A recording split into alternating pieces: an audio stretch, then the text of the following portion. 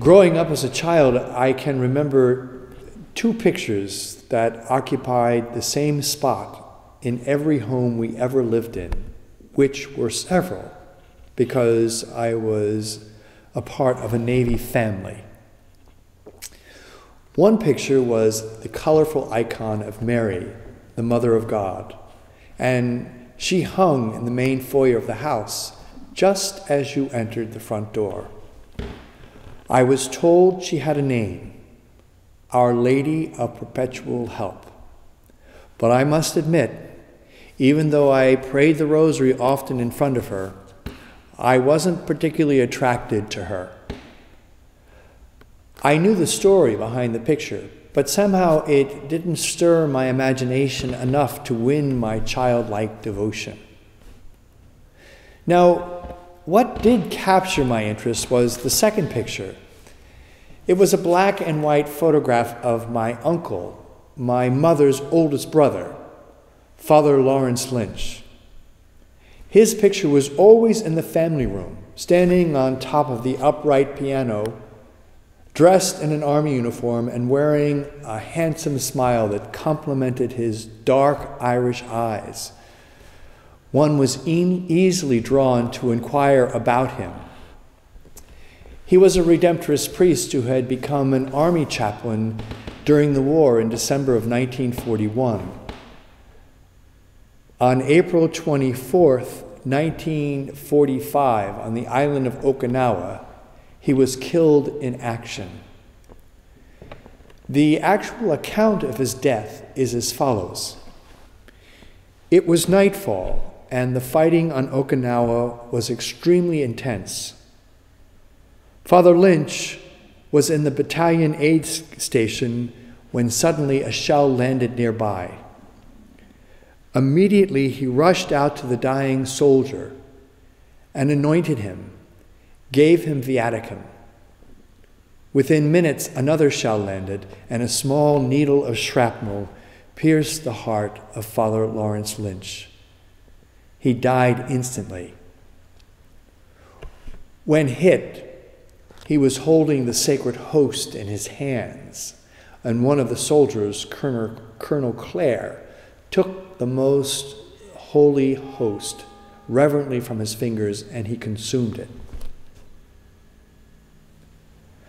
My uncle was only 39 years old when he was killed. His picture on the piano was a constant reminder to me of his love for Christ and his heroic death. I treasured his story. I was inspired by his life.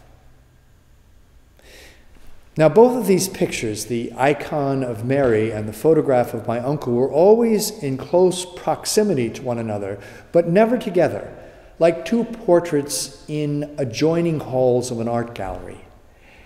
And each seemed to have a role to play. The icon of Our Lady of Perpetual Help quietly gazed at anyone who looked at her and invited them to come closer. The photograph of my uncle, the chaplain hero of World War II, smiled at anyone who gathered around the piano to play and sing.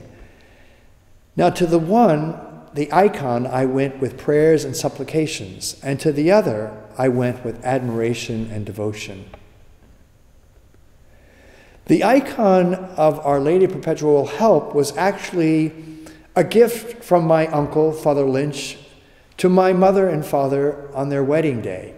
And he deeply loved this image because he was a Redemptorist.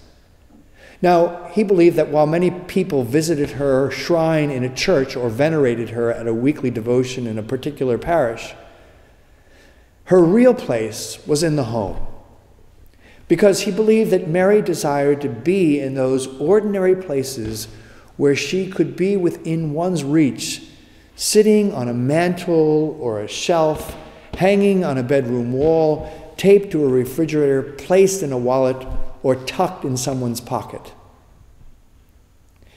In a beautiful sonnet he wrote as a young seminarian, he describes in simple household imagery why this amiable lady was able to gain our hearts. This quaint, strange portrait in a plain and ancient style of calm restraint, which has a humanness and friendliness which gain our hearts. The lines are matchstick lines, stiff as ladders' rungs, with simple curves, which you might use a glass or a dish to draw. The hues are not ingenious shades and tones, but true and solid colors. Green, which you might use upon a fence in spring. A blue, just right, which you might select for kitchen chairs. A red for painting roofs.